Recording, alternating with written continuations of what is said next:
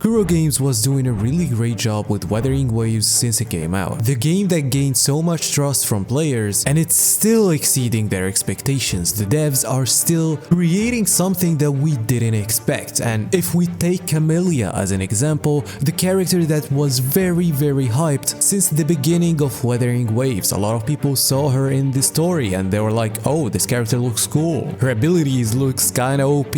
And she was one of the most, if not the most hyped character in the game. So when we got the announcement that we're getting Camellya, a lot of people did set the bar very high. Since we know that Kuro kinda delivered with characters like Shangli and Shorekeeper, so the expectations with Camellya are sky high. And even with all these expectations, Wuthering Waves managed to shatter them all. And it all started with the marketing. I mean, if you do remember, when I was talking about the game in the beta, when I was talking about the game at the start, I was always saying Kuro Games will always have a marketing problem. They need to fix this as soon as possible. We saw them with Punishing Grey Raven. They have to not do this with Wuthering Waves, and I am glad they listened to players. The marketing strategies, the way they market the character is very smart, and yes, it looks like other gacha games, but even with cinematics, like when we talk about the Camellya showcase, that was absolute cinema. Yes, because before we talk about the actual gameplay of the character, we saw a background for the character. We saw her personality even more, and we saw how crazy she is, and the cinematic showed us a lot of things. And we also how they had a big step up with animation and cinematics, and that's why the Camellya trailer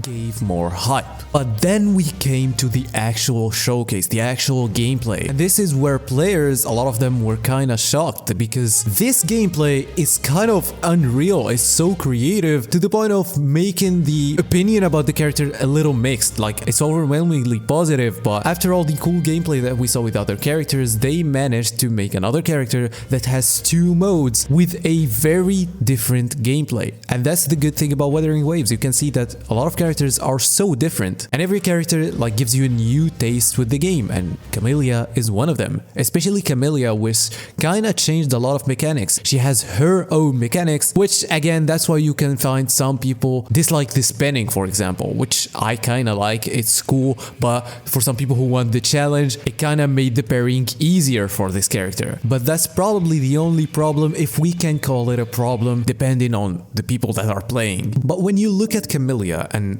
look at her animations and how detailed the character is, you can see how people got more excited for the character, because it's kind of insane how popular the character got even after the release. A lot of people are talking more about Camellya now, and even so people trying Wuthering Waves for the first time because they saw Camellya. Because as I said, the animation is the first thing. It is very cool, but the fact that she can change modes and do all of the spinning and things like that is something new in Wuthering Waves. Of course, not in all games. She brought something new, but with the highest quality possible for the character. The character is really well made in terms of gameplay and animation. But the good thing is that they didn't stop here. The story. They gave the character a lot more depth than any other character that they tried. How she reacts, how she looks, and how she talks in the cinematics and also in the quests in this new version. And the crazy part is, we all heard the rumors with the next updates, and that the next update is probably way bigger than this. This makes me and almost every player